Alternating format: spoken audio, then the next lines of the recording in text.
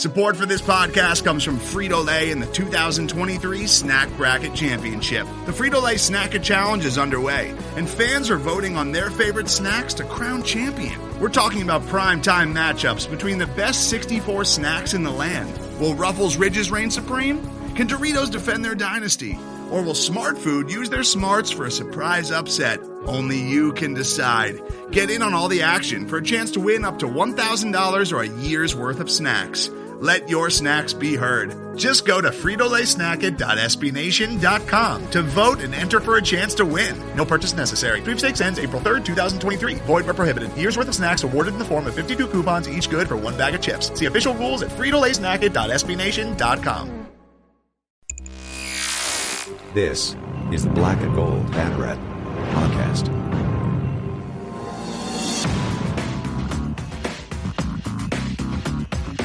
Now, here are your hosts, Jeff Sharon and Eric Lopez. And welcome to the Black Gold Banneret Podcast. Eric Lopez here. Jeff Sharon out again, recovering from back surgery. We hope that it goes well after a successful back surgery. Plus, I don't think he wanted to come on and acknowledge that, well, I was right and he was wrong about Cincinnati. But we'll get into that later. Joining me instead is Andrew Gluchov. We're going to talk about UCF Florida playing in the Gasparilla Bowl, which has been a hot ticket. Later in the show, we'll be joined by Kyle Nash, who will be breaking down UCF men's and women's basketball. They both have a week off. What do we want to see from those two hoops teams here, as you got some big games coming up on the road in the next week? And then Bryson Turner will join me later as we'll recap UCF volleyball season coming to an end with a tough 5-set loss at UCLA in the second round of the NCAA tournament. That is all coming up on this edition of the Black Gold Banneret Podcast. Of course, you could listen to this podcast wherever you like to have your favorite devices where you listen to your podcast. Make sure you subscribe and leave us a 5-star review. And, of course, make sure you follow our YouTube page. Subscribe there. Give us a like, a thumbs up. As myself, alongside Drew and Kyle, did a night shift live on Sunday as we broke down UCF Florida playing in the Gasparilla Bowl, and certainly appreciate all of you that have chimed in on that. Of course, you can like us on Facebook, Twitter. You know where we are on social media. Let's get into it here, Drew. Obviously, UCF Florida. We did talk in length about this matchup on Sunday when it came out. Tickets, no surprise, are a hot ticket.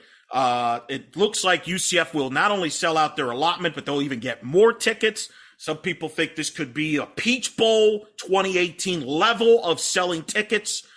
This is going to be a sellout. This is a hot ticket. And I got to tell you, looking at the bowl games across all the matchups that were set, Drew, and I know you look at this, I think this game is, from an interest standpoint, is a top 3 game, bowl game, not counting New Year's 6, all right? Let's put that aside. From the December bowl games on, I think this is a top 3, top 5 interesting bowl game that the casual person will tune in to watch. Your thoughts? I think that may be a little bit of a stretch.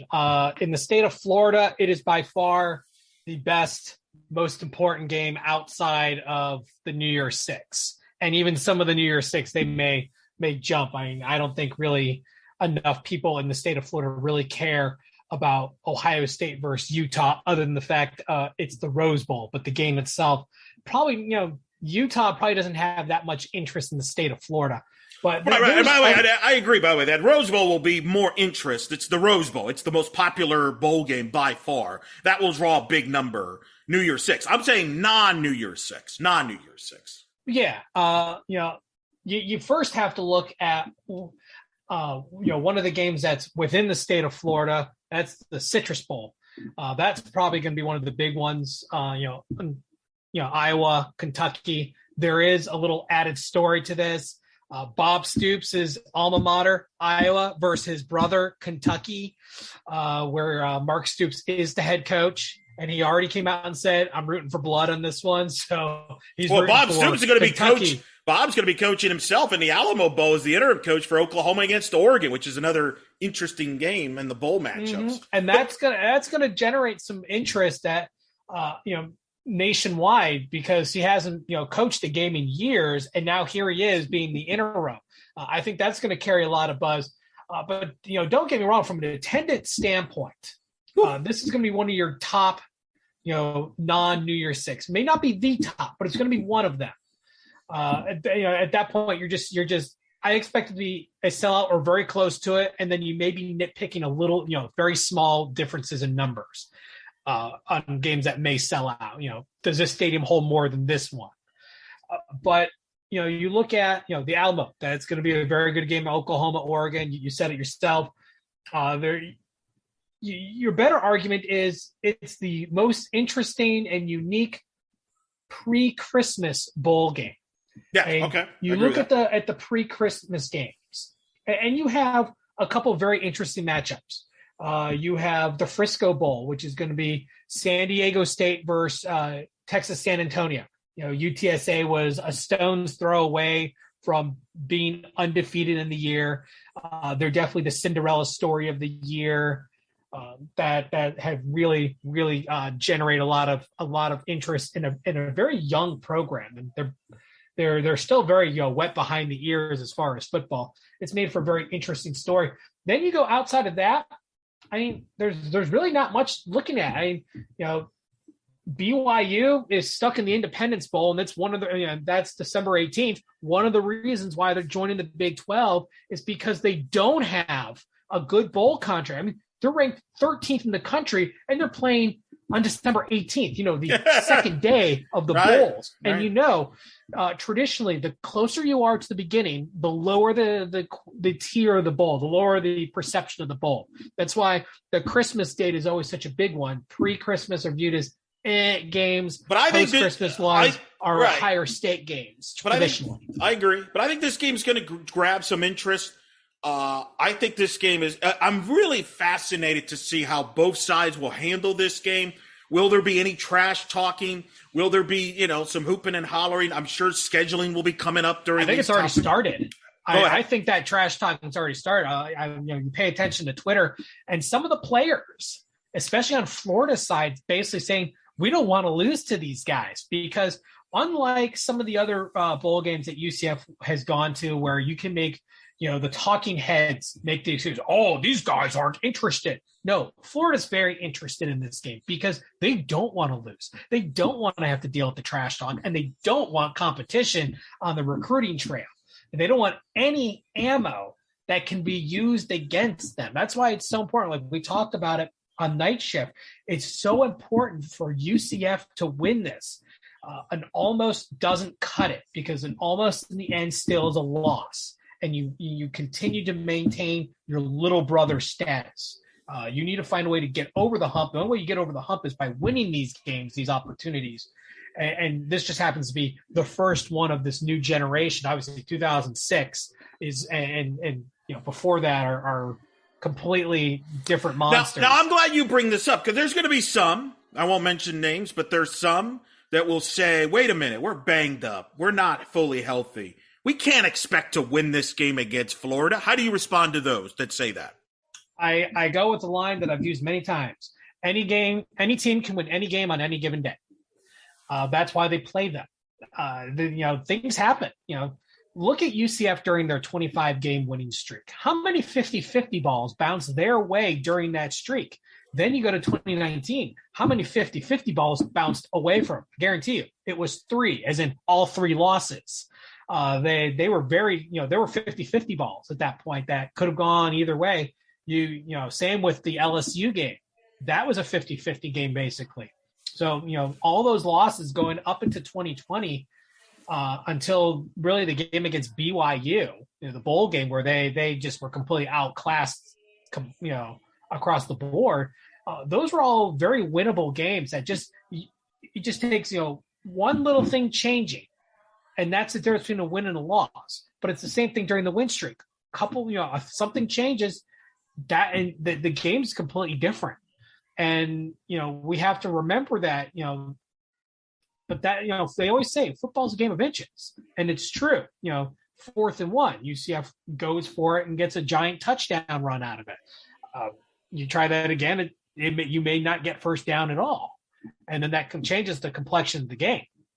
So we have to understand that, you have to play the game. You can play it 100 times against a really good opponent.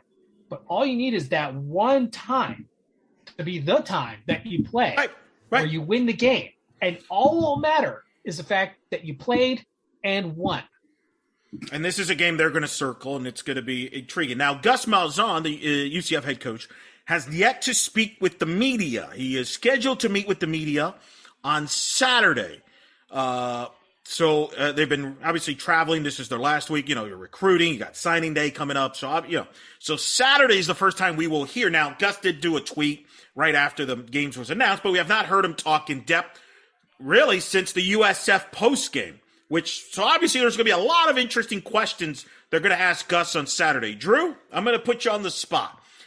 If you could ask Gus one question on that media session on Saturday, what would that question be? It's going to be outside of the obvious, which is winning the game.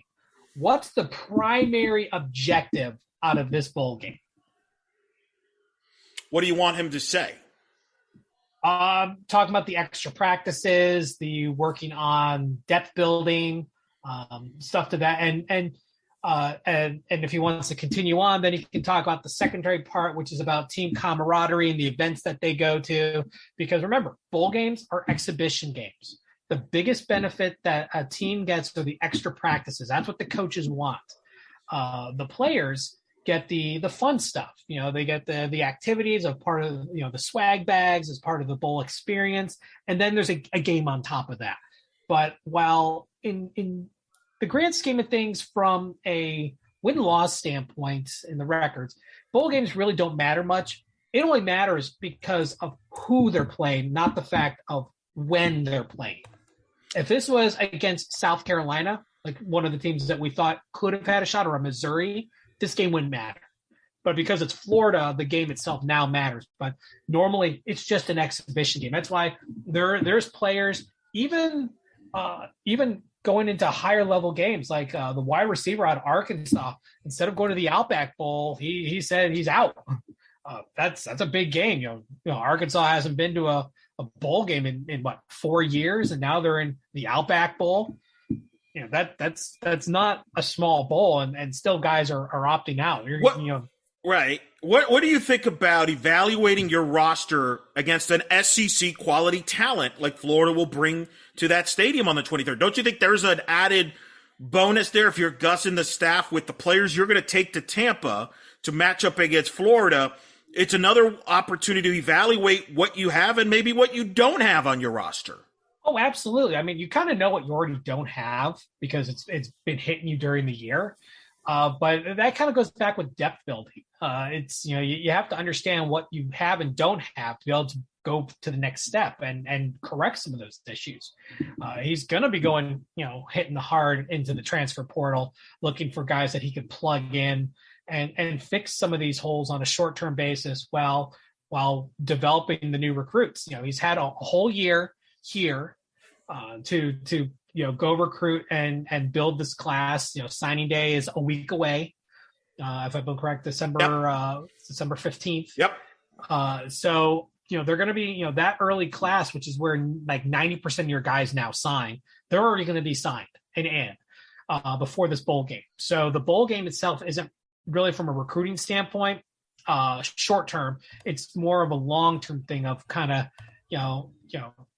your breakout party. Here I am. We're legit. We're for real. And we're moving to a bigger conference in a year and change.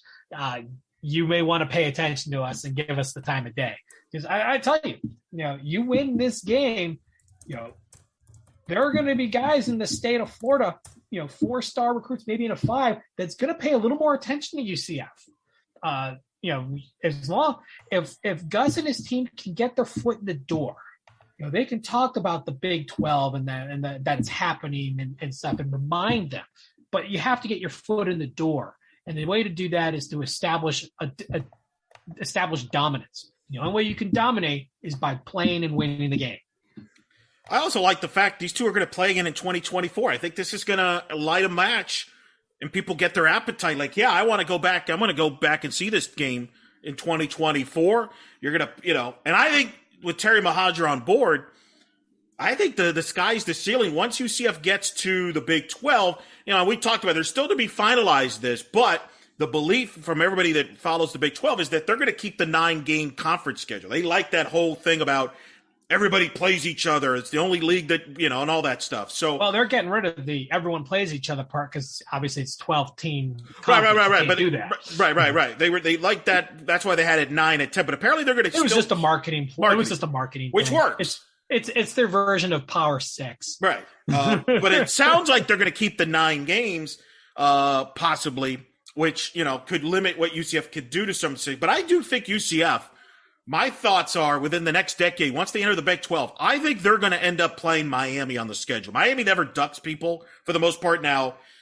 Well, I have to disagree on that. They were supposed to do a home and home with UCF. Right. Which they did. Well, they did in 08 and 09. Right. And there was supposed to be another one. There was supposed to be another one until Florida Citrus Sports kind of got into their ear a little bit. Hey, why don't you do one here at Camping World Stadium? But I don't blame Miami as much as you might. I would blame Florida Citrus for that. Well, but the thing is, Miami banked on it. They basically UCF said no, and Miami said, okay, see ya. But now UCF's going to the Big 12. So now right. I think the game changes once you're a member of the club. You're in the Big 12. I think that if UCF was still in the American, I would agree with you. I don't think Miami plays this game. But I think with Mahajer's aggressiveness and going to the Big 12, I think you're going to see Miami on this schedule, especially Mario Cristobal now has taken over. We'll see about Florida State. They got some issues. They got to get a new AD in place, and then we'll see how Norvell does. But I think the schedule's going to get a bump up either way, whether it's Miami or whoever. It's going to get a bump up with conference and non-conference. I think it's going to take a little bit longer than people think for the in-state schools to get on board. Fair. Because they don't want UCF to be an equal. Why aren't they? Why do you think they're not in the ACC or the SEC? Because they don't want them there. So UCF is going to have to kind of cut their teeth a little bit outside of the state on these out-of-conference matchups and kind of work their way up a little bit. They'll get that home and home with the Florida, with the Floridas, the Florida States, and the Miamis. I don't think it'll be out the gate. Do you think neutral site games are now? You look at the interest UCF's fans have gotten for this bowl game, which is basically a neutral site, Tampa. Oh, it is a neutral site. Right. So could we see more of this for UCF here down the road, whether it be at Florida Citrus Sports in Orlando, whether it be in Tampa, Jacksonville, whatever? Do you think the door is open there for some possibilities to maybe do a one-offs? Oh, absolutely. It may not be against a state school. Right. But, though the first thing I'm thinking of is the kickoff in Atlanta. Yeah, would be a great landing spot, or in Texas. Yeah, Houston has a kickoff game that would be a good landing spot for UCF. Being a Power 5 team soon will open that door. They've already shown that when UCF fans are motivated, they move. We talk about players aren't motivated. Sometimes fans need motivation too. UCF, in the Gasparilla or St. Pete, the insert name here, or the I wish I had some Bitcoin Bowl. The game never broke 30,000. Granted, the first half of it, 2/3 of it was at Tropicana Field, which is a terrible place to watch a football game. Well, it's not meant to watch a football game. It's a baseball stadium. Yeah, and I've covered a slew of East-West Shrine games there, and it's not meant for football. It really isn't. It's for these little college all-star games, sure, it's fine. And the East-West Shrine game has since moved to Las Vegas starting this year, which I'm kind of sad about because I did enjoy going to that game and working it. But at Raymond James, you should be able to get 30,000 fans there. I'm going to put a little asterisk on the 2019 game because the time was terrible. It was 2:30 on Monday afternoon. Agreed. That was a bad slot. Having said that, if UCF's playing Marshall in the same time slot this year, in that same slot they're playing Florida, I don't think there's as much interest as there is for the Florida game. I mean, brands matter. That's a gimme. I mean, no, but I agree. I just want to point that out because there's some that would argue like, no, I'm just going to go see my team no matter what. No, I think the opponent matters in this scenario. It does when you're talking like in-state teams. You're talking about the Miamis, the Florida States, the Floridas. Yeah, that's going to matter. If it was Marshall versus Louisiana Tech or Louisiana Tech, right, wouldn't matter. Correct. If it was even Georgia Tech, I don't think it would have mattered. Correct. I agree with that. Maybe a little bit because of the P5 buzz that comes with it. But, obviously, once you put in the state team, that changes the whole ball game. The stakes are different. The stakes are higher. There's more at play because now you're fighting for recruits with this, and you're trying to establish the fact that you're the new guy on the block. You're an equal now. That's the big thing is that UCF wants to say, I'm equal to you. And Florida and them all want to say, no, you're not. This is how you do it. Beat them on the field. You're going to have the financial windfall coming later once they fully integrate in the conference and everything. And so they'll be able to start, hanging out in the arms race because right now UCF has to scrape to get by. And obviously that it's not fun. It's not cool. This is the way it is. But, the hope is that's changing soon. And as soon as maybe July 2023, we'll start getting some clues on that. One last thing. We'll have more coverage, by the way, in UCF Florida from now until kickoff. We'll have some night shifts between now and then, articles on Black Gold Banneret. So trust me, we got a lot still to go on the UCF Florida game. But another hot topic this week, Cincinnati made the playoff. It's a miracle. It's a Christmas miracle. The thing that wasn't supposed to happen, the fix, it was no chance in hell, people said, would ever happen. Cincinnati made the playoff. To make a fun quip on that, it happened on Sunday, being of the Jewish faith, it was the end of Hanukkah. So it's a Hanukkah miracle. There you go. We got players from Cincinnati's in the playoff. They will play Alabama. And there's been a lot of chatter. Kurt Herbstreit has made some tweets, comments that people get mad. Jeff's still mad. He's like, no, this is still a bit. Look, here's what I'm saying. And I think Kurt has gotten a raw deal on this. I'm going to defend Kirk on this because I've listened to Kirk for years talk. Kirk's for expanding the playoff. I'm for expanding the playoff. I don't think anyone's not for expanding the playoff. Well, I think people have to. Well, no, there's some that that are. No, let me phrase that matter. Okay, very good. Anyone who matters wants the playoffs to expand. There's too much money to be had. But I think that's important to emphasize because I think people, when like Kirk and I've defended this, Theo, I've said since this show is we've done over 300 episodes. I've said since 2017 when this became a hot topic that a G5 team can make the playoff. Do they have to jump an extra hurdle? Of course, yeah. Is it fair? No. But you know what? That's life. That's how this works. I can't, it's one of those things. It's not a criteria to go undefeated. It's not a criteria to win a championship. There's a lot of flaws.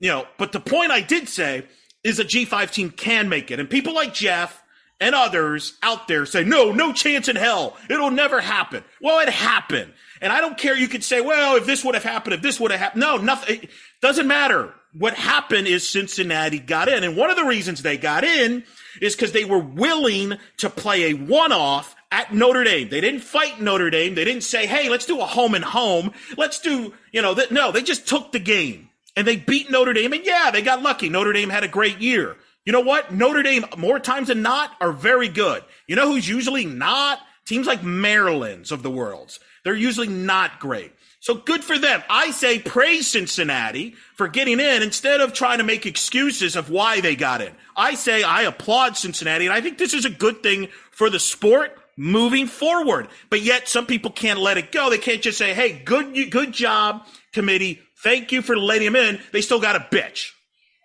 Well, I'm going to play a little devil's advocate on this one. I think it's both you are correct and both of you are wrong. Part of it's luck.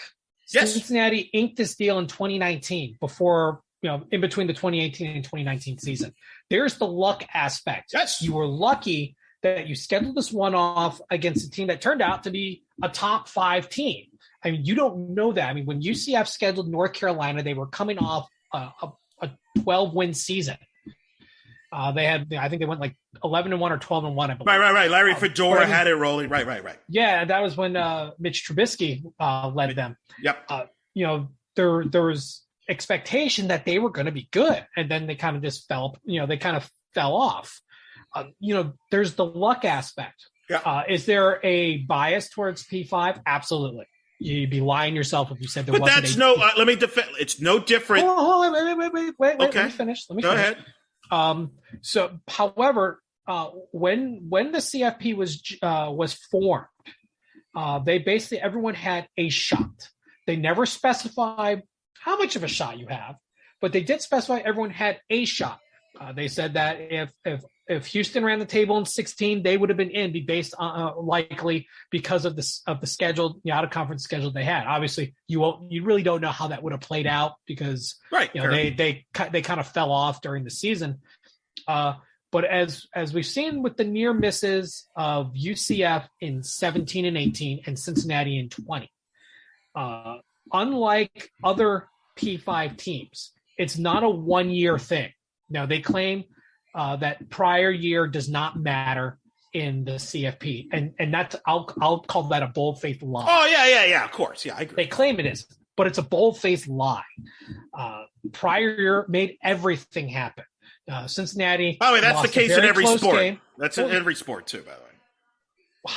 However, a P5 doesn't necessarily need a good prior year to make a run, because they're going to have big wins scattered in there within their conference, unless you're the ACC, in which it's just a vastly overrated conference. Well, in the Pac-12, though, I mean, they both when was the last time the Pac-12 got in? Was Washington in 16? I mean, we're acting like it's only the G5 that gets left out. There are Power Fives that get it. The problem with the system was, and the system mistake, and I agree with you on this, when they said that everybody has a chance at 4 teams. No, the mathematics tells you no, you can't. Not everybody can make it with 4 teams. It's a bad number if you want everybody to have a chance. Of course not. There was going to be major conference champions that were not going to make the playoff. I think they're idiots for even agreeing to that. But I think the problem is this sport. It was incremental, though. It was incremental. And that's the thing. The sport works like a glacier. Understatement, right? But no, people don't understand that. They think they could just fix this in 2 minutes. No, well, we're seeing it right now. They can't agree on a 12. They're debating between 8 and 12 team. They can't agree on a system. Agree, because everybody has their own ideas. It's not as simple. And you and I have been consistent. And I'm going to give you the credit, because when this whole talk began in the summer, you were the one that said, whoa, everything, this ain't going to happen as fast as people are saying. Because people are saying, oh, this will be a done deal really quickly. Well, no, it isn't. It takes a lot more complicated, and that's okay. Take your time. Get it right. It's not, and I said this in 2017. I think people have this idea like, hey, if you yell out and complain that the system's going to change tomorrow. No, it isn't. It's going to take time. They're going to expand, and they're going to expand because they want to make more money. It's not because they think it's the right thing to do. They're going to do it because it's the more money in this deal. Well, here's the other part of the CFP issue is the access bowls versus the contract bowls. Yes. And it becomes more of a splitting of the haves and the have-nots. Look at the Pac-12. The Pac-12, the champion is a 3-loss team. 10-3. Aside from the fact they're 11th ranked, which when you think about it, it's kind of an overinflated rank. I don't think Utah's even that good. Right. But guess what? They go to the Rose Bowl automatically. They win the Pac-12, automatically go to the Rose Bowl. Do they really deserve? No, they're better. I would wager that there are better teams that have been ranked lower because of bias. Well, that's the problem with the sport is they're trying to keep the bowl system like it was, and yet insert. It's just impossible. Like they're trying to preserve that stupid the Big Ten, Pac-10. What I mean is the fact of the 5 power conferences as part of this deal get a massive ton or more financial windfall than the group of 5, and it happens every single year, like by contract. I mean, that's the rule. It doesn't even matter who makes to the semifinals or anything. Just by existing, you get this huge windfall. It's like 50, 60 million. The G5 splits 90 or so amongst all of them. Obviously there's a flaw in the system. So as a result, yeah, sure, you're going to have a P5 bias, but you're also setting them up to continue to be dominated by the G5. The new system would have the Bulls being with an automatic G5. What's best for the sport does not. All the P5 conferences are going to agree, give them the automatic spot, and all the G5s are going to say, no, we don't want that. But eventually the G5 is going to have to relent. They're going to lose. They're going to have to relent, right? You're going to lose. You have no leverage. No leverage. It's simple as that. Take it or leave it. And by the way, no leverage. People are like, oh, let's create a G5 playoff. Yeah, that's what they want. That's what what a lot of these Power 5 brokers want. They want the G5 to go do their own thing so they can keep all the money, and they're not going to in the CFP. And that's why they signed on in the first place. That's why they were in the BCS. Right. And guess what? Starting July 2023, potentially UCF will be one of those people. They're going to say, yeah, we want our piece of the pie. Screw the G5. Like it or not, UCF's going to have to turn heel on this. And some fans may have to deal with that. They already are heel. Well, they are. UCF's been a heel since the end of 2017. Well, I'm just saying, I think there's some people that are like, well, UCF should still fight for the little guy. No. From a business standpoint, and when you get to the Big 12, you got to worry about yourself. And that's the sport. Well, I'm sorry. That's just the way it is. Yeah, it's business Darwinism, it's evolve or die. It's, you've got to, if you don't take care of number one, who will? Bingo. So I can understand why a lot of fans are bitter about Cincinnati breaking the ceiling. But I mean, it's really good for the sport. Yeah. It proves that the ceiling can be broken. And because we've seen near misses, with the BCS era, we've seen near misses. There was Utah got screwed in 2008, Boise State got screwed in 2009. I mean, we've seen short ends before. So we were waiting for something to finally, break on through and get to a point where they control their own destiny. Cincinnati controls their own destiny. Yeah, they're going to have a hard matchup against Alabama, but they win 2 games. They've won the championship. And that's what everybody wanted. It's within their power because they're there. And that's what everybody wanted, and we got it.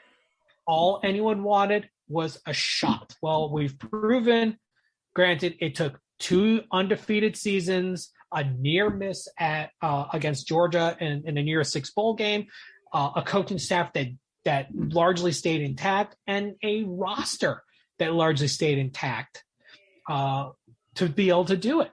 UCF fans, I know, were upset, but hey, they lost their coaching staff from 17 to 18. That hurt their credibility going into the 2018 season. That's why they got pushed down. And then once Mackenzie Milton went down, it was over. There was no shot. At least there was an argument beforehand that you could have, pushed it, very close. But once he went down, that it was game over on that front. Even with a win against LSU, I mean, as we saw down the road, things, there was a stumble. The target just got bigger and bigger, and eventually they cracked. They had a couple of near losses that just cracked under pressure. And it's hard. It's a 25-game win streak. It's hard to maintain that. It's not done often. We should be celebrating Cincinnati. Yes, that's my whole point. I do think Kirk's tweet was pretty bad, though. It was not well written. It was, if you're going to pick a hill to die on, that's not the way to do it. It really isn't. He has to understand that. He has to separate himself from a little bit and understand what the fans have gone through and have seen and everything. Years and years of being basically told what you do is not good enough. Because that's what the CFB committee was saying. Oh, your strength of schedule is not good enough. You have to do more. It's like, what more pound of flesh does a school have to do to finally be taken seriously? And you know what it was? Get lucky. And that's what it was. And yeah, you can't what if Oklahoma State scored a touchdown. You're going to drive yourself nuts. But he wrote it so poorly. And understand there's a lot of, stress and angst led to this point, but you know what? Let's just enjoy the ride. Instead, he mocked them.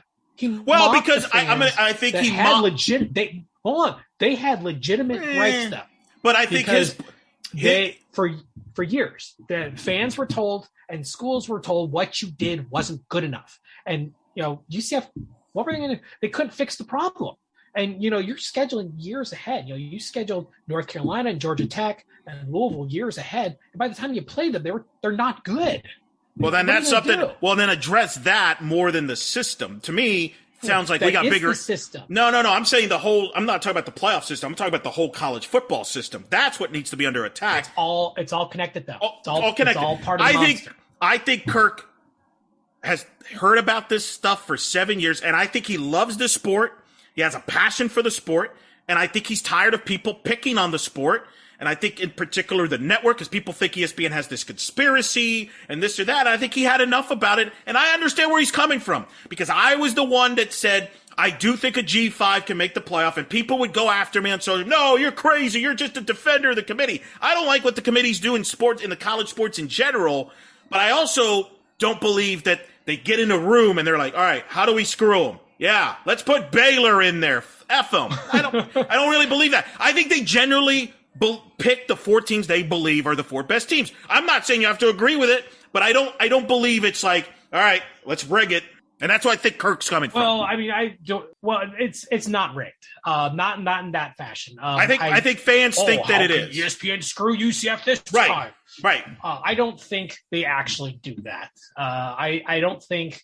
I'll be honest. I don't think ESPN cares enough about UCF to actually. Agreed. But also, do you remember when everybody was like, "Oh, Game Day will never come to UCF. They hate UCF." What did Game Day do? They came to UCF in 2018. They came to UCF. Right. You needed a hook. You needed a story. Yeah. I said that about the bowl games. The bowl games need a story. It helps sell the game. That's why UCF versus Florida is such a good matchup. There's a story there. You're the new guy is trying to establish his presence on the eve of switching conferences into the Power Five. It's no different.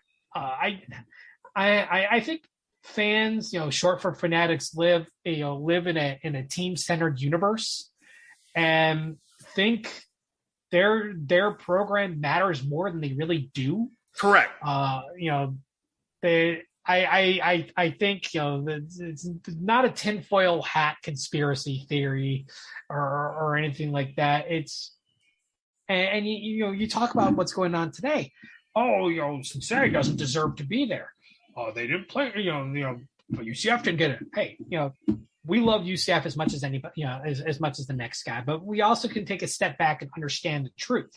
UCF's schedule was terrible, and I'll tell you one thing. And I wish I saved it at the time I did it, because it's still relevant today. We talk about the Colley Matrix. UCF won a championship through that. Well, if UCF played Georgia Tech, they would have not won the Colley Matrix, right? Because Georgia Tech would have pulled their score down and they would have ended up second. So I mean, yeah, UCF had a terrible schedule, and it was almost even worse. What are you gonna do? There's not much you can do. You play the teams in front of you, and you hope that you have a conference that's strong enough next to you. 17 wasn't bad. You had Memphis and South Florida. You had pretty good runs. 18 was decent.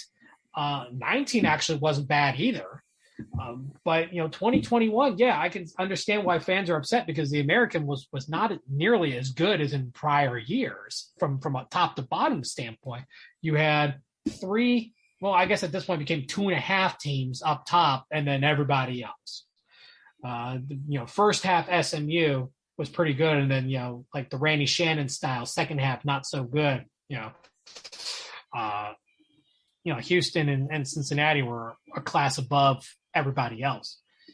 I mean, I think we just need to enjoy it. That's all I'm saying. I know some people have complained, Cincinnati fans are being unbearable.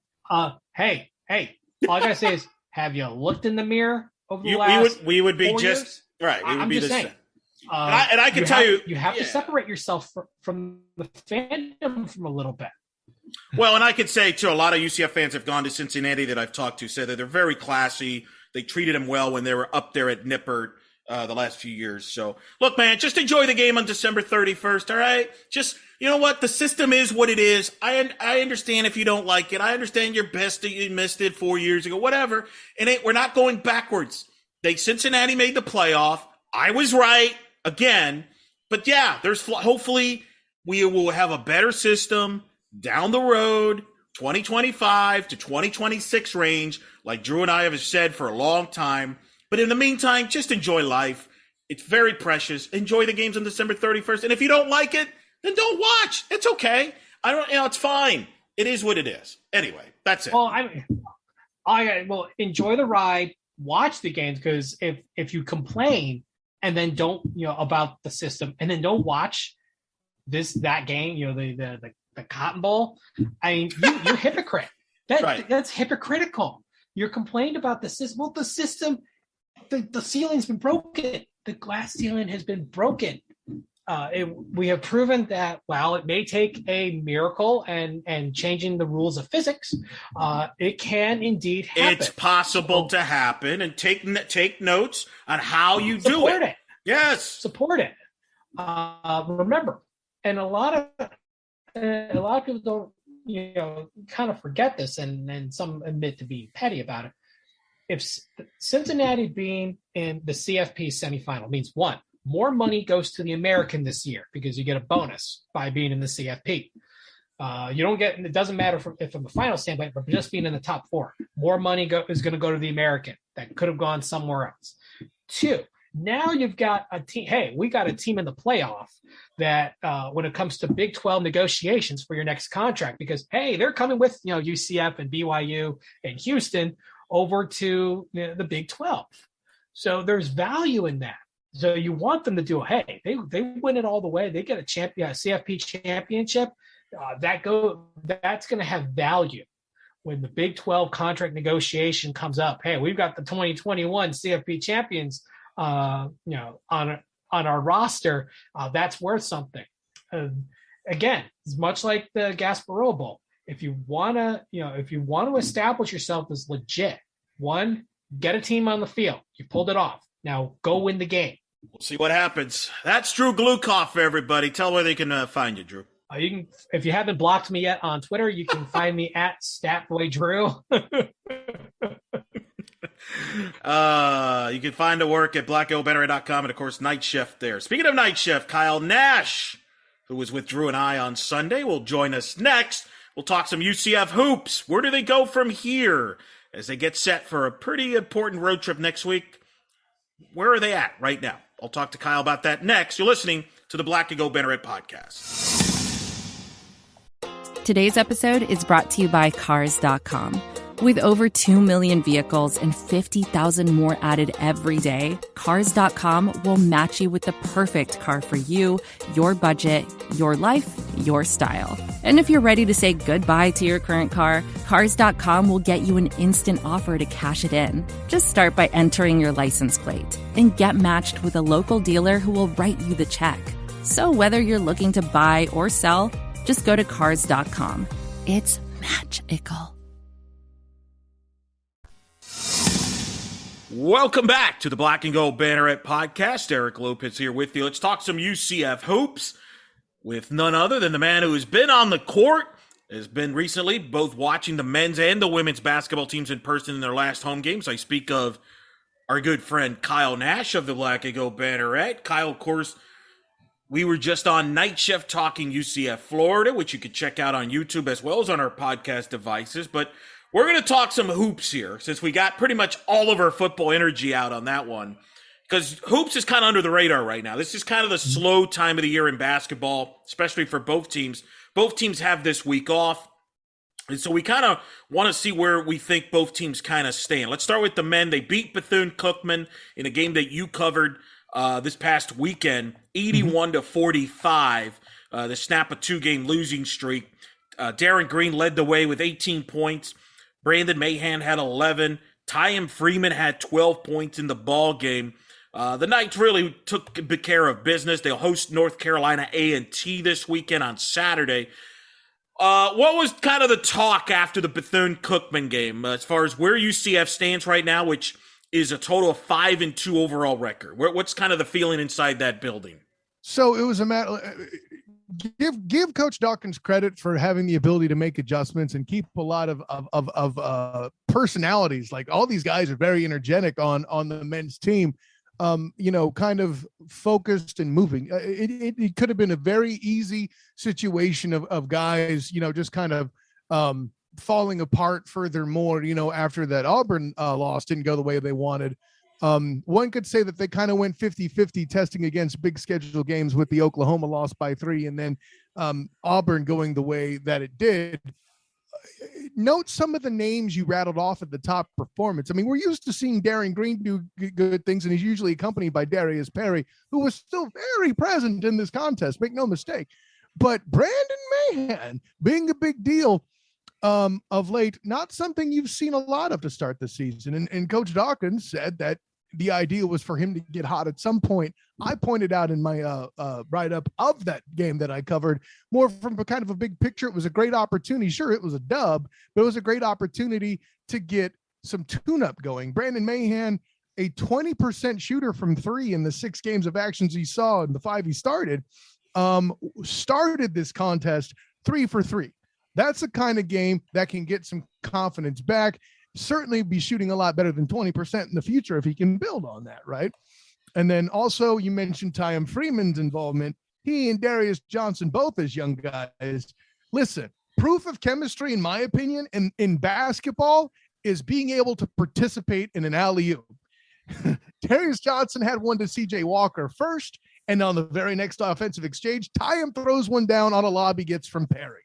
That is showing of getting these younger guys woven into the thread, and that's what you want to see, especially from a team you're claiming depth on, right? Yeah, no question. The depth's key, but the question from taking the next step. I think if you look at the 7 games, you could see the potential and the positivity there. But their 2 losses was to Oklahoma at home and then at Auburn. We look back. When we looked at the schedule to start the year, we identified 4 marquee non-conference games. The Oklahoma game, the Auburn game, the Florida State game, which is coming up in Sunrise on the 18th, and then the home game against Michigan on the 30th. Another under-the-radar game is at Temple, December 15th. Conference starts actually on Wednesday, December 15th, which it's kind of weird to say, but there's conferences a week away. And I guess my question, my concern, or question, however you want to phrase it, is Isaiah Adams. Do you see him starting to kind of get it going from an offensive standpoint? Because I feel for this team to take that next step, you want a consistent production out of Mahan and or Adams. You agree with that? Oh, I absolutely do. And that's why I focus on Mahan. Adams, I think with this particular group, it's kind of hard to fit Adams in a precise spot, right? Because you usually, the pictured starting 5 is going to be what? Perry, Green, Mahan, Mbake, and Walker, right? Zay coming in and throwing down a dunk every now and again off the bench along with Dre Fuller. That's cool. I'm less concerned with Zay getting into the mix because for this team, if I were doing it night in, night out, he would be kind of a third guy up front, so to speak. Or a guy that could provide that scoring off the bench if you don't start him, because he's capable of scoring. Like, we've seen him capable of taking that game over, and I feel at times he presses offensively a little bit, trying to find that game and find that rhythm. Because when you face these tough teams, forcing it, and I think that's key, because I think what happens when we play the top teams, they're going to gear up on a Mayhem. They're going to gear up on Perry and things like that, or Darren Green, like Auburn did. Darren struggled against Auburn. Yeah, absolutely. I think Darius Perry still had his buckets, but one guy ain't going to do it. But see, that's the beauty of the situation, Elo. It's you're getting these guys tuned up in this part of the schedule, building into that Temple game, which then leads to that FSU game in Sunrise, which then leads to that Michigan game. That's the beauty of Coach Dawkins taking advantage of this past game against Bethune as as a tune-up game, much also with North Carolina A&T. Perhaps that's the part where he could focus a bit more on working Isaiah Adams into it, and the getting also other guys that aren't as involved usually. Tony Johnson, for example, sure. Something like that. You get these guys ready because something, and I'm going to knock on wood so I can't be blamed for it, right? But something I can say is that neither of these teams have had to deal with any sort of health crises at this point. Finger. Yeah, I know. I pointed out as an analyst, not as one declaring things, and we'll get to the women in a second. Sure, I think it's doubly interesting that they haven't dealt with anything yet. But the concept being these opportunities taken for these tune-ups are at the right time to kind of build into these bigger FSU and Michigan games before we start full-blown conference play after that Temple game. And Coach Dawkins is taking advantage of that. You got to like it. What do you want to see from them against North Carolina A&T here before they get that conference opener against Temple? Temple has a good backcourt, and then obviously Florida State. These are big games, but what do you want to see from a team aspect that you want to see them take, improve on maybe, or just in general? Man, the turnovers got to come down. Yeah. And I think that's something that they were also working on, against Bethune. But again, third straight game, Elo. Very interesting that the past three games have had the same number of turnovers at 18. Coach Dawkins ain't feeling that. You know what I mean? Now, granted, at the end of the Bethune-Cookman game with it well out of hand, I mean, they won it by 36. But if they weren't kind of messing around toward the end, they could have very easily had this one by 50, right? So I could kind of slug that off. But by the same token, Dawkins was talking earlier in the year about having them finish games strong, and they got to that point. That's how they beat Miami and Jacksonville, which is interesting because the Jacksonville Dolphins were the college they played, but then they played the Miami Hurricanes. Anyway, in both those games, they finished strong, and that's what enabled them to win both those games. So if I'm Coach Dawkins, that turnover number is still high, and I'm not concerned, but I want to make sure that the sloppy finish at the end, even if it is, again, Bethune-Cookman, that's got to get a little polish on it. And I'm sure he'll be addressing that. Men's will take on North Carolina A&T at home on 2 o'clock. It'll be on ESPN Plus. And then, of course, conference opener at Temple, Wednesday, December 15th. Believe it or not, conference play will be here. So hopefully they can do that. On the women's side, they come in, they got the week off as well. It's final exam weeks for everybody, so this is normal. Women's is 6-1 after a thrilling 52-51 win over Arkansas on Thursday, December the 2nd. They are receiving 20 votes, by the way, in the college in the coaches poll. So they're starting to climb up on the votes. Not right where we thought we thought we had a shot to an outside shot of making the top 25. They're not there yet, but they're getting votes. Cream, the guy who does the ESPN bracketology on the women's basketball, he's the Joe Lunardi of women's basketball, has UCF in right now. They have 3 bids in for the American. It's a little early, grant you. We're probably it's a little too early, but Charlie Cream is his name. We've had him on the show. They've got UCF in the first 4 against Ole Miss. Remember, the women have now gone to 68 teams like the men, so they will also have the playing games in the first round. I am sure there will be many critics like Jeff who will rip that too. Nonetheless, don't even get me started. But you were there at the Arkansas game, and I think that was a significant game because Arkansas is a good team. That's a projected NCAA tournament team. We shall see if that continues to track. If you're a UCF fan, you hope that's the case because that's arguably one of the best non-conference home wins UCF's had there, especially in the Abe era. And Diamond Battles, Kyle, what a story. She is clearly the best player on this team. And I think it's time that the conferences, when they award these all-conference selections and things, to give her some respect. Oh, absolutely. I mean, it may not hold much weight that she was the MVP at the Cancun Challenge, but I mean, you got add that to the resume too, Elo. Going to Mexico and kicking butt on foreign soil is something worth mentioning, especially when one of the opponents was USC, right? And add this, Ike, if I remember correctly, it was a 10-point run that Arkansas started with. And I asked Coach Abe in the post-game press conference, she pulled them over there, and I'm like, what was it that sparked you guys to kind of bounce back from the rough start? And she, pulled them over and she had asked them, okay, you don't look comfortable. What do you want to run? We'll run it. You just got to run it well. I just need you comfortable. When the coach is at the point where they're throwing that hat of, okay, what do you guys want to do? It's always going to be for comfort. I don't care the sport. But Coach Abe told me about that, or told us about that, the post-game presser. And when that happened, they started to click. Brittany Smith may have been the first one to hit a shot for the team, but after that, Tay Sanders and Diamond Battles went off. In the second half especially, Tay Sanders got involved in a way that she hadn't been in a lot of the game. Also, Masani Kaba started a scoring spree in the second half that really started to bring that strong finish. I think it made the ladies start to believe that they belonged in that arena despite the rough start. And lo and behold, here it came. They managed to keep up and get an amazing clutch shot by Diamond Battles.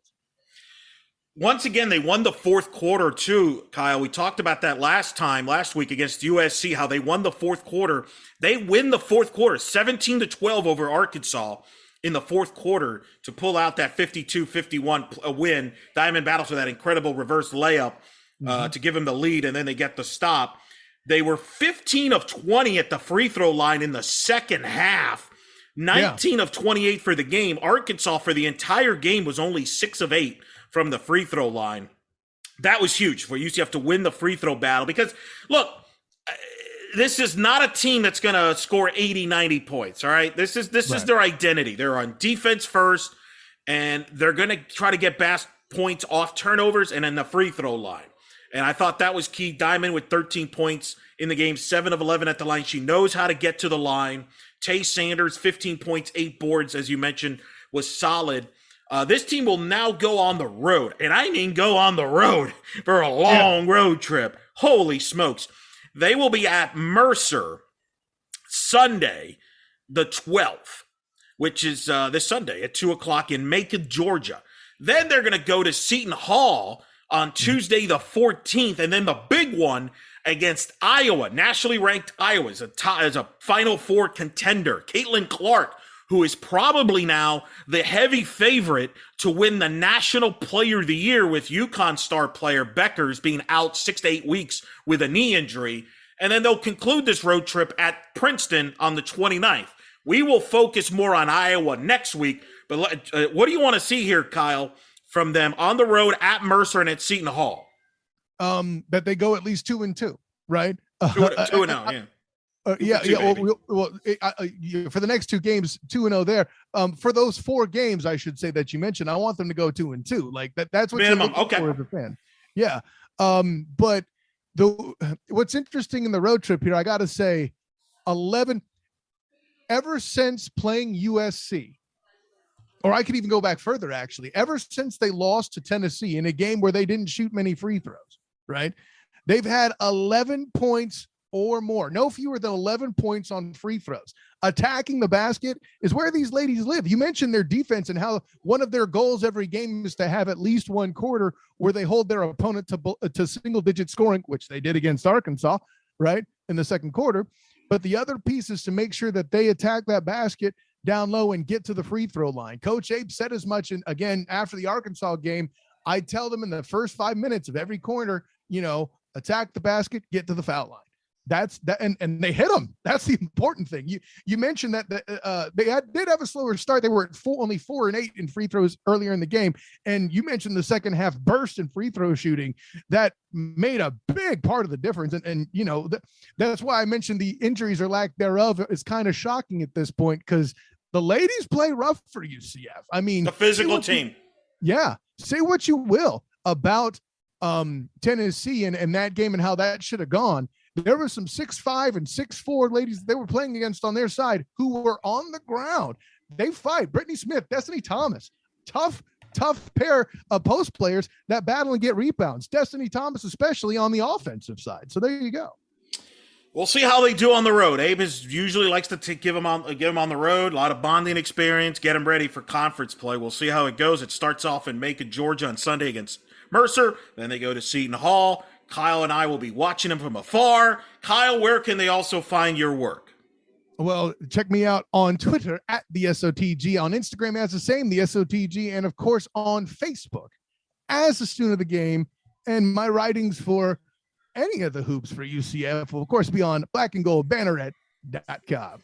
Kyle also obviously helping out on Night Shift with Drew. Don't be surprised you see those two once again reunite during the bowl as we get you set for the Gasparilla Bowl between UCF Florida. Kyle, always a pleasure, sir. We'll talk next week. Yeah, honor and joy as usual, man. Until next time, bud. Class dismissed. Coming up, I'll be joined by Bryson Turner. We'll talk about UCF Volleyball in a 5-set thriller. Season come to an end in the second round against UCLA. What does it mean for them? We'll break it down next here on the Black Gold Banneret Podcast. And welcome back to this edition of the Black Gold Banneret Podcast. Eric Lopez now joined by Bryson Turner, who's going to be our volleyball guy because George Jeff out with recovering from back surgery. So, Bryson, you and I covered the NCAA tournament virtually with UCF. They were sent to Los Angeles, where the number 13 national seed UCLA was the host. UCF played Pepperdine in the first round, beat Pepperdine in 4 sets behind a monster match from McKenna Melville, who had a monster double-double. That would allow them to play UCLA, who swept Fairfield in 3 sets, tight sets, but they swept. And, man, what a battle in Saturday night in Los Angeles. Back and forth, these two teams went at it. UCF won the first set in a tight set, 27-25. UCLA blitzed them in the second set, 25-13, jumped out to an early 6-1 lead, only to see UCF respond, go up 25-19 to go up 2-1, and led 13-8 in the fourth set.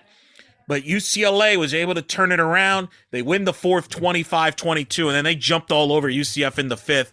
15-7 to advance to the Sweet 16. UCF season ends at 27-7 on the year. But I think the big takeaway here, Bryson, is I think this was a successful run. You and I have said they got a great draw. We were proven correct. They didn't get screwed by the committee. There was no conspiracy. They got a good seed. They beat a good Pepperdine team. And then I thought pushed UCLA to the limits. And to me, no UCF team has ever gone further in the D1 era than this UCF team. And previous UCF teams that have been in the second round, they have been swept. So this was the first UCF team to actually win a set, let alone 2 sets. And I think that's going to pay off for this team next season. They have a lot of players coming back, and you can't duplicate and in practice playing in a 5th set in the second round with first to 15 goes to the Sweet 16. I think this was a valuable experience for them. I think they'll learn from this. I think this was all positive. Your thoughts? Well, UCLA won for a couple of reasons. One, they dominated the soft touch. I cannot tell you how many times I was screaming at my television when I saw him just plop one over Watson and Moravec or whoever was blocking, and it landed just behind them. I'm like, oh my gosh, I can't believe they're doing this so many times. I get so that part just they had him beat there. You what are you gonna do? The other thing is that McKenna Melville had a bit of an off night offensively. She still got a double with 14 kills and 14 digs, but this was out of 63, I believe, attacks is what this stats called, and 14 errors. So offensively, McKenna had a bit of a rough night. And part of that was UCLA's game plan was to take her out of the game. And what they do is everywhere she goes, they have big bodies around her. And the key is would somebody else step up? Basically, UCLA's game plan was somebody other than McKenna Melville is going to beat us tonight.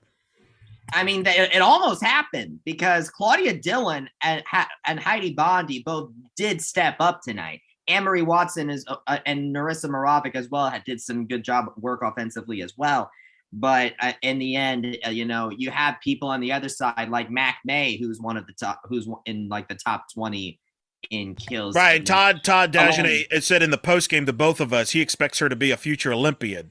And boy, the way she was striking the ball in that 5th set, those things were going 60, 70, 80 mile an hour. And they kind of attacked Caitlin Grimes, the freshman, Chloe Shear. They kind of attacked the liberos and the youngsters, right? And really put the pressure on them in the fifth set as UCLA adjusted. Yeah, that's the downsides of having such young players be your primary defenders, at least in the backcourt, because it'll end up having those situations like that. I believe Jeff said on Twitter at one point that now we're kind of seeing now what having a true freshman libero can be like. And I've said it before when talking about Mikey Keene in football. It doesn't matter how talented you are, a true freshman is a true freshman, and they are vulnerable to making true freshman mistakes. And we saw that with Caitlin Grimes on that night. It was unfortunate to see. I mean, but it's kudos to UCLA. I mean, you look at their stats. Elaine McCall had an excellent night, 17 kills, 20 digs.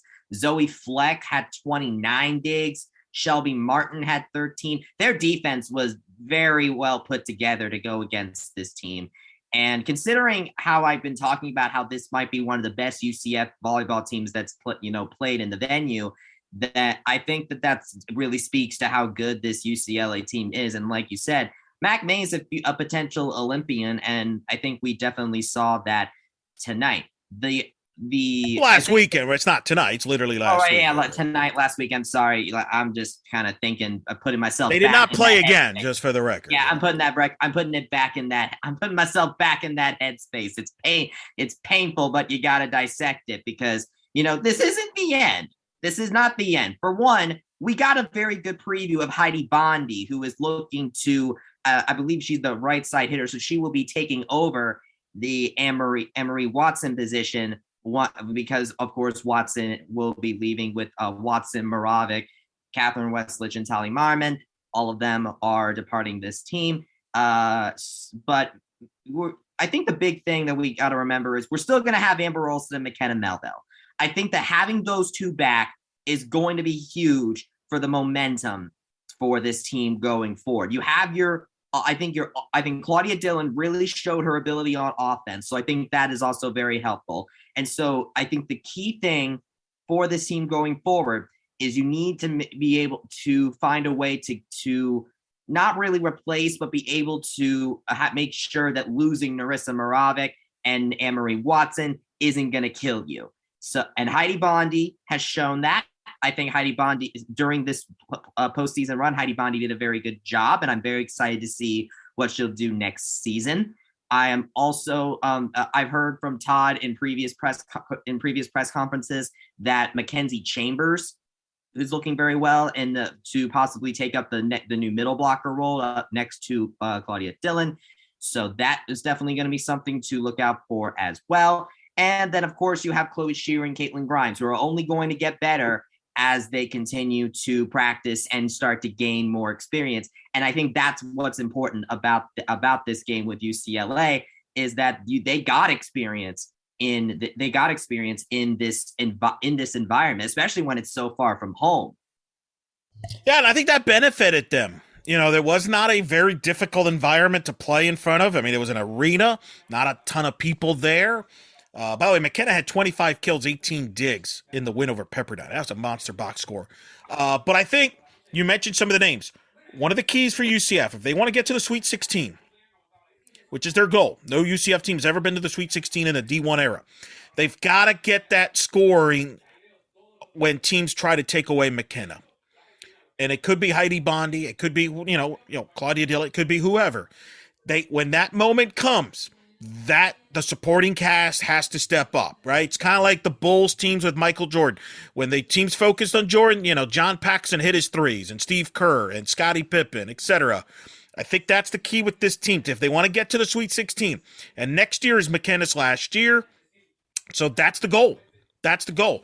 I think this run will help them because if they would have, and the reason I say that, some people would say, well, they lost in the second round. Why does it matter if it's 3 sets or 5 sets? If they get swept by UCLA, now you're like, man, that's tough. But I think these players, Bryson, going into the offseason, and you heard McKenna tell you this when you asked her about it, being that close, they know they were close, right? Like they were up 13-8 in the fourth. They got to a fifth. They were 8 points away.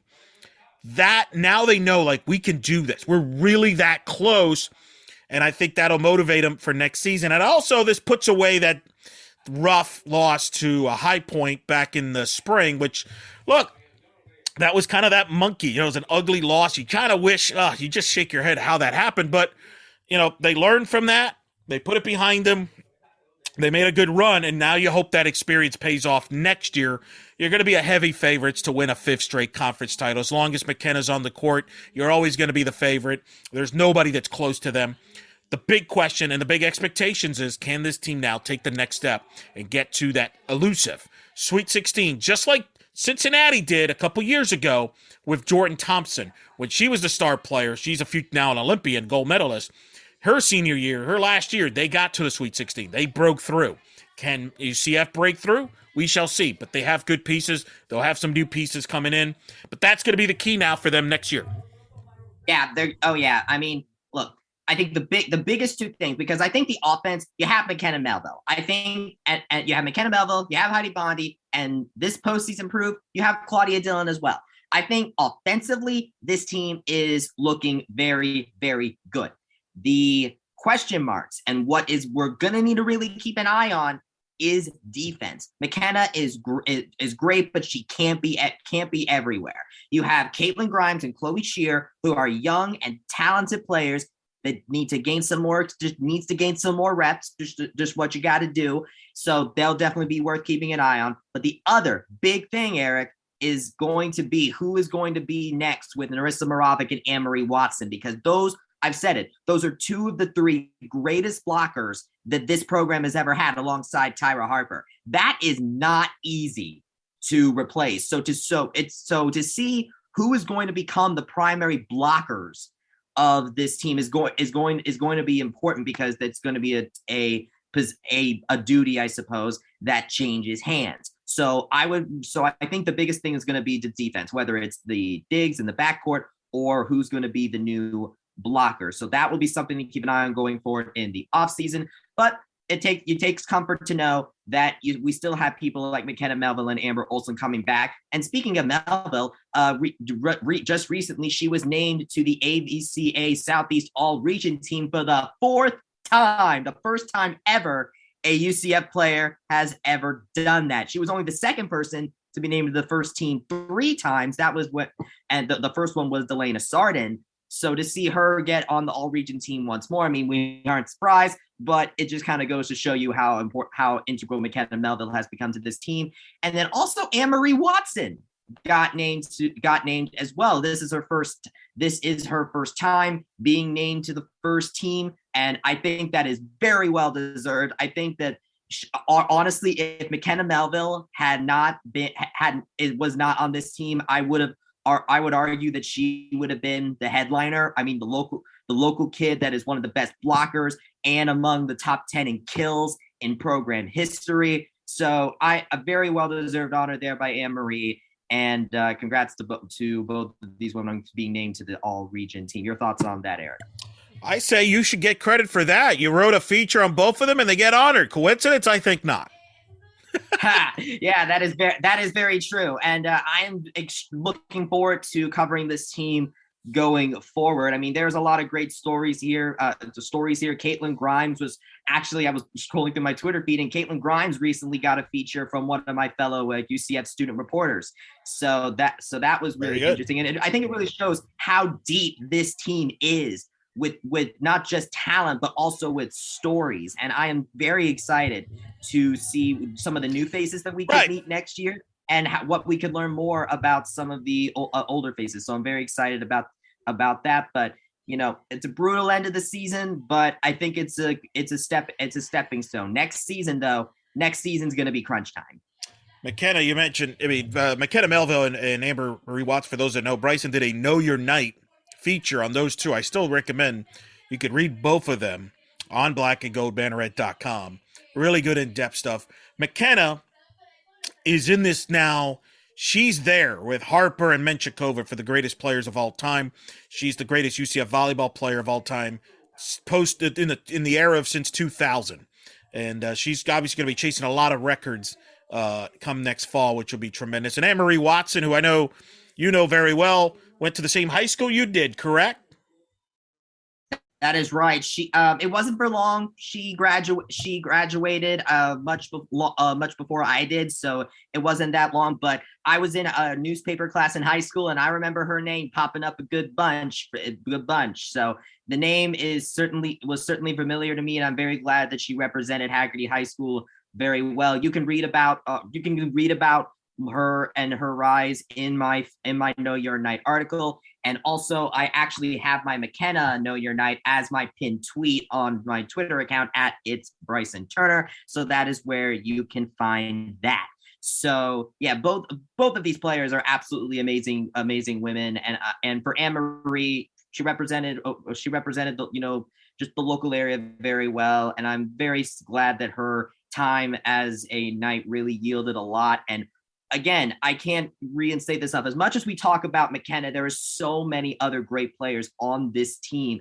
I mean, when you look at, again, Watson and Moravec, two of the three greatest blockers of all time for this program, and they're on the same team as McKenna Melville, who currently has 1989 kills, 11 away from 2,000, and 162 kills away from Renata Menchikova for the all-time kills lead. So look out in August or early September, because it looks like she's going to be breaking that real early into the season, barring anything catastrophic.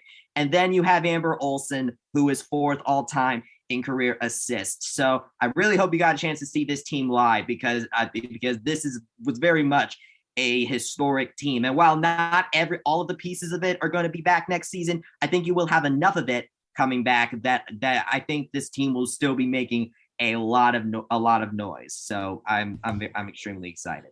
All right, couple things before we end the show. You had some notes about tennis, some big news out of tennis.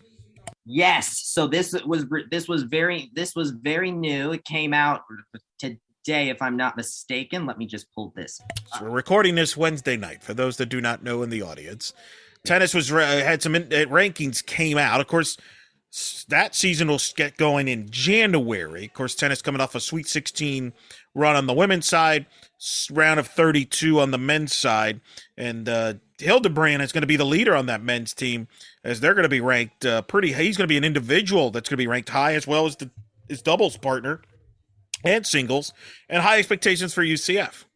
Oh, very much so. We talked about Gabe DeCamps a lot last spring, and I think that role is now going to come to Trey Hildebrand. Hildebrand went from not being ranked at all by the ITA to number 16 in the country. I don't blame him. He made it to the Sweet 16 in the ITA Fall Nationals, and he was the runner-up in the ITA Regionals. He very much impressed this fall and definitely deserves that number 16 ranking. So he'll definitely be someone to keep an eye out on individually. And he's also part of two ranked doubles teams. Of course, so he and his normal playing partner Bogdan Pavel, they actually dropped this fall, dropping from the number 3 ranked pair in the world to number 22. And, sometimes happens in fall. Maybe they were just trying something and it didn't really work out, but they're still in the top 25. I think they'll definitely be a pair to watch. But Leighton Cronhay has made his way into the picture now, and Hildebrand paired up with him is the number 41 ranked pair in the country. So it'll be very interesting to watch this spring to see how they're going to go about this. How often is Pavel going to play with Hildebrand, and how often Cronhay is going to play with him. So I'm very interested to see how that goes. And then then 3 other Knights individual players fell out of the top 125, and that is Cronhay as an individual, Kento Yamada, and Alan Rubio. So those guys fell out. Rubio didn't play this fall. Don't really know the reason for that, but hopefully we'll get to see more of him. And sometimes fall, just times for them to work out some stuff in their game. Maybe it didn't work, but I think Hildebrand though has showed some great promise this fall, and I'm very intrigued to see what he'll do in the schedule, at which they just dropped, by the way. And I'm telling you what, Eric, this is a really interesting schedule. So they're going to be going to start off, they're going to be going to Miami on January 7th. So it starts off real early in the year. Then they have about a week and a half break before they host Georgia. Then they go to Gainesville to play Florida, who has the number 2 ranked individual in the country, Ben Shelton, on January 22nd. And as for the rest, they play Ohio State, who is the host of the top 2 doubles pairs in the country, top 2 pairs on February 25th. They also host Michigan. They visit Wake Forest. They host Illinois. They go on the road against Texas and Memphis, who all have players and doubles pairs in the top 125 of their respective categories. But I think the big takeaway from this, though, is that aside from Memphis, I think that we'll probably have another dominant year in the AAC for UCF men's tennis, especially from Trey Hildebrand. Wouldn't you say? Absolutely. Should be another exciting year at tennis. Both had incredible years in the spring of 21. We'll see what they do in the January of 22. And then we have women's tennis, by the way. The women's tennis rankings released as well. That was for the men's team. This is a little slower because the women's schedule has not been released yet. So we have Zaleva, who dropped from number 20 to number 64 in the ranking. She had a bit of an injury late in the fall, so hopefully she'll be able to heal up from that. And then of course you have Evgenia Levashova, who went from number 80 to number 37 in the rankings after making the Final Four in the ITA regionals. So Levashova really made a big impression this fall. And then Marie Mattel actually made her way into the top 125, going from not ranked to number 102. And then in the doubles, there was originally no doubles pairing on the UCF women's tennis team in the top 125, but that changed this fall. Levashova and Zaleva went from unranked to number 50, and then Marie Mattel and Nandini Sharma went from not ranked to number 55. This is the first doubles ranking for Sharma in her career. And so while I think Hildebrand, when you take the men's and women's team together, while I think Hildebrand is probably the most talented individual tennis player out of all of them, I think the women's tennis team has a lot more consistency to them, because while it's basically Hildebrand, the way I see it, it's almost Hildebrand and everybody else in the men's tennis team, at least from the ranking standpoint. You have a pretty balanced kind of upper pantheon of women's tennis players with Zaleva, Levashova, Mattel, and Sharma. Both teams will be good. That's the point. Right, you become John McEnroe of the Black and Gold Banneret here, talking tennis. I like it. We'll see how it goes. Plenty of storylines coming up in the spring sports for UCF. So yes, I'm very excited. This fall has been absolutely fun getting to write nightcap and be able to embed myself in all of UCF sports and get invested in all of them. And so I can't wait to do that again in the spring. But obviously with baseball, hopefully I'll be able to get a little bit of help from everybody else, because I obviously can't be everywhere when covering baseball. But I'm very excited to see what tennis and golf in their, I suppose, comfort zones, since spring is their main seasons. So should be fun. Speaking of baseball, look for on blackandgoldbanneret.com. We'll have some details coming out of baseball perhaps as well this week. Soon with the baseball schedule. Of course, softball schedule is already out. So before you know it, spring will be here. That'll be good. Of course, signing day coming up. National Signing Day. We'll have that covered for you next week as well. We'll have that on our next episode and much more. Bryson, this has been fun. Thank you, sir. And by the way, special thanks to Noah Goldberg, who has been finding all of this stuff for us with the baseball schedule. Unfortunately, we're recording this on Wednesday night. This is during the week of finals week. So I am in the middle of finals week right now. And so special thanks to Noah for doing all this, because I'm school's got to come first. And so I have been pretty busy this week. So thank you so much to Noah for covering the baseball schedule side. So that way I will be ready to go once the season kicks off. All right. Thank you. Look for that as well. All right. That's going to do it for this episode. One last thing, folks. If you haven't had a chance to, make sure you go and check out Otis Anderson's funeral is in Jacksonville this week. And Josh Heupel actually spoke in there. Had some great things to say. If you haven't had a chance to see it, you can find it on social media. A lot of people, Jason Beatty retweeted it. A lot of people retweeted. Trace Trocco retweeted. I retweeted it. I think everybody's seen it. I retweeted it, I believe. Bryson retweeted it. Find it. It was great. It was Amazing. absolutely great. I mean, Josh Heupel, look, we can talk about Josh Heupel's flaws as a coach on the field however we want, but the fact that Josh Heupel came back to Orlando to give the Jacksonville or came back to Florida for these remarks on Otis Anderson, I think really speaks to the type of person that he is. And it's very different from his abilities as a coach to the person. No question about it. No question. He didn't have to do that, and he did. And so, I mean, look. So while obviously we'll take him to task on whatever he did, whatever he done. Yeah, but look, it's I don't think anybody ever questioned him as a person. I think, definitely, no question that he's an absolutely great person and an absolutely great coach that has a very great bond with his players. So definitely, shout out to Josh Heupel for a very touching speech, and thank you very much for returning to Florida. I appreciate it. And props to the LA Rams too. They honored Otis. It was fitting. It was the Rams and the Jaguars playing, ironically, in Los Angeles. They honored Otis at the game as well. It tells you that he has certainly made a lot of friends and a lot of people, made an impact. And we're still thinking of Otis, and it's still surreal, but. Awesome to see that. Make sure you all check that out as well. So thanks to Andrew Gluchov. Thanks to Kyle Nash. Thanks to Bryson Turner. Hope Jeff recovers from his back surgery. Get better, get well soon. We have to argue. I need to argue with somebody. But, I'm excited to see him. I'll get the popcorn. Right. But thank you, everybody, once again for tuning in to this edition of the Black and Gold Banneret. We're still thinking of you, Otis.